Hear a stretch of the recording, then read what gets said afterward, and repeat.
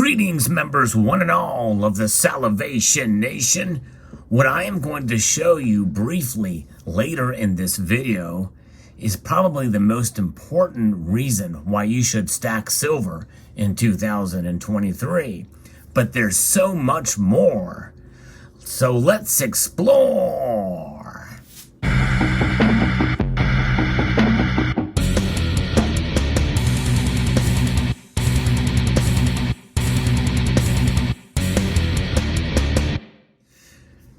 Silver has been a metal that has frustrated many, especially this year. There was a time not so long ago when we saw the gold to silver ratio flirt with 100 to 1. In other words, for every 100 ounces of this metal here, you could buy 1 ounce of gold based off of the spot price and the market price for gold and silver. That ratio is something that I like to talk about on this channel because I think it's interesting to see the dynamic that plays out between gold and silver and how it has shifted over the years. Now, some people are very frustrated by that shift and others take advantage of it and think, well, you know what? That means that silver is undervalued. I'm somewhere in that camp. I believe it is undervalued, and that's reason number one, really, why we should consider stacking silver in 2023. Now, as of the time of the recording of this video, we are not quite into October yet, 2022, but we're getting close, and there's a lot of things that could happen between now and the end of 2022. I think many events that could happen between now and then could lead to silver's price falling a bit more, or maybe rising. Now, obviously, we've covered all the bases there because it's either going to go up or it's going to go down. But regardless, I think it's a good idea to consider adding more silver to your stack between now and then, and even in 2023. It really just depends on how the market reacts. There's a lot of volatility in the silver market right now in terms of its price, but there's a lot of different factors that are weighing in on the price structure for silver. The silver market and silver's value is something that pulls against each other quite drastically. When you have supply disruptions, you have shortages in two different areas that we're seeing right now as of the time of recording this video, and that could either be exacerbated as we head into 2023 or it could normalize. Either way, I think it's going to be good for silver's price. In other words, I believe that 2023, we will see silver's price at least recover if it doesn't happen before 2022. And that's another reason why you should consider silver for 2023. I'm going to try to make that case here, in part with a reference from an article from Shift Gold, a blog there, how people should consider silver for their portfolio, according to research done by Oxford Economics. Investors would benefit from an average of 4 to 6% silver allocation within a diversified portfolio, which is far below the average investor's exposure to silver, especially for those of you who have heard the anywhere between 5 and 10% should be allocated there. So this is less than half of that. The study found that silver, along with gold, works as a powerful diversifier in a broader investment portfolio. And I do agree with that, especially considering the volatility and considering that prices are low. In fact, we are basically almost at pre-pandemic prices for silver. And if you enjoyed content like this, I hope you would consider pressing that thumbs up button and stay tuned, because I'm going to show you very briefly something that will be a powerful argument for holding silver above and beyond what I'm talking about right now. To examine the potential long-run benefits of holding silver, Oxford Economics compared the metal's historical performance with a range of traditional assets, including stocks, bonds, gold, and other commodities, from January 1999 to June 2022. And I think that's an important period to kind of look at where silver has gone over between that period of time. That's the kind of range you want to look for, not what happened in the last couple of weeks, not what happened in the last couple of months, or even in the last 3 to 5 years. If you really want to look into it as far as long term is 10 years plus, in my view. People have different views of what long-term means, but I think especially for something like that, if you really want to win with silver, you must think about it as breaking even with silver. The analysts found a relatively low historical correlation with asset classes other than gold. So yes, we have seen silver trade along with gold. It reacts along with gold, although as we know, it is much more volatile in that reaction. This suggests that silver offers a valuable diversification potential in investment portfolios. Now, you're going to hear me use the word investment as noted by this piece, but as you know, I don't like to think of silver as an investment.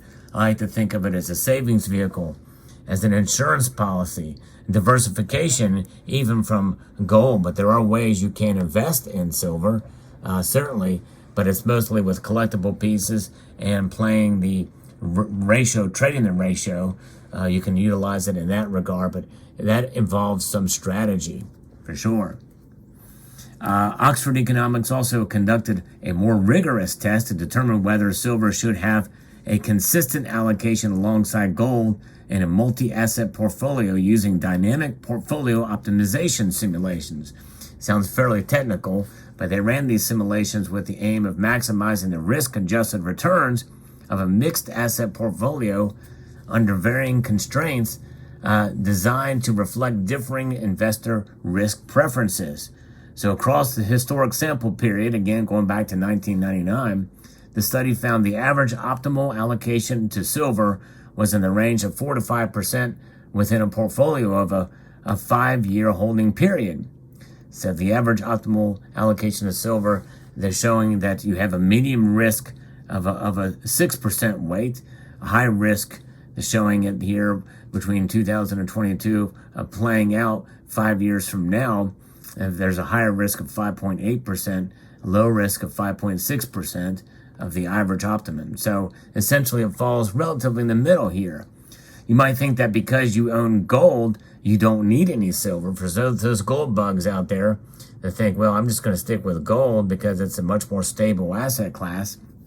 But the analysis suggests that the silver's return characteristics are sufficiently different from gold to make a valuable diversification tool that it deserves its own portfolio commitment. And I fully agree with that analysis for sure.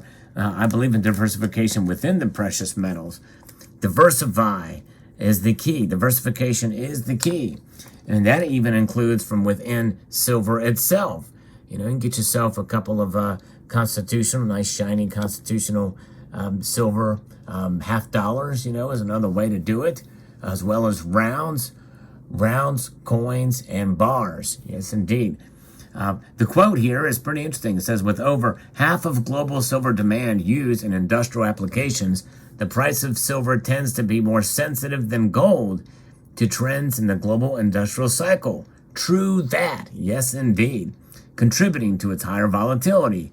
Moreover, silver is likely to benefit from an increasingly positive structural demand outlook over the medium term. Again, this is 5 years out.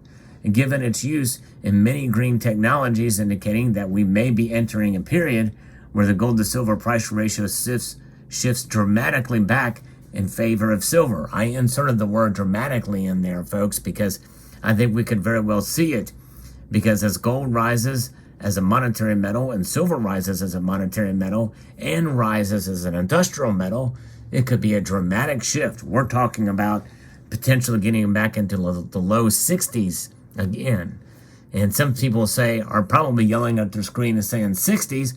What about 12 or 13 or 30 or 33, which was the ratio that it was in 2011 when silver went up to almost $50 an ounce. It's about $48 then. But I'm thinking, hey, let's be a little bit realistic here. If we can get to 60 or below, then we're doing really, really good. And that is a dramatic shift for sure. Now, it's a good time to be adding silver to your portfolio. Here we are in 2022. And again, I'm making this video hoping that it lasts into 2023. And if it does, I hope that you can help do that by spreading the message, sharing this video, liking it, hitting that thumbs up button, and commenting to keep it going, because I think it's a message that is relevant in 2023. And that is that, we very well may see this demand grow for silver. And we're going to see the case that silver will play a role. And even if the price continues to fall into early 2023, it's a good time to be stacking up. Because here in 2022, I have bought the most silver than I ever have in my entire life this year in 2022. What will I do in 2023? I don't know. If you've seen my full silver stack video, most of you know that I probably have enough, but what is enough? How much is enough silver to have? It just depends on your dollar cost averaging, I think, and if your ability to store it and manage it yourself or multiple different locations. The luxury of that, I think, depends on how much is enough. I may end up buying more in 2023. We'll see. I have been focusing more on gold since about 2017. But one thing is for sure, I'm always keeping an open mind and an open pocketbook towards silver as opportunities arise, and they have. Some of the silver that you see in this display right now is silver that has been picked up this year, and some of it has been picked up in years gone past. We're talking 20, 30 years gone past with some of these pieces, like these types of rounds here that have been accumulated over that period of time. Speaking of a long period of time, I'm going to show you now a piece of silver that I just got that I'm going to do a video on that provides the most, the biggest argument for holding silver. And that is the fact that it has survived for centuries, for millennia. And in fact, what I'm going to be showing you here is over 2 millennia old. Very, very briefly, there it is. That's the only view you're going to get on. I'm going to show it to you later on, but that is a genuine piece of silver that is over 2,400 years old, or 2,600 years old, rather. It's a 2,600-year-old silver is what that is, and I'll be talking about that in another video. But you think about it, that silver is the same as most of this other silver. It may have a different purity. Don't know exactly what the purity is on it, but it's very high purity. And so therefore, if it was good enough for them back in that day, certainly is good enough for us in this day to have modern silver in our stacks in our collection.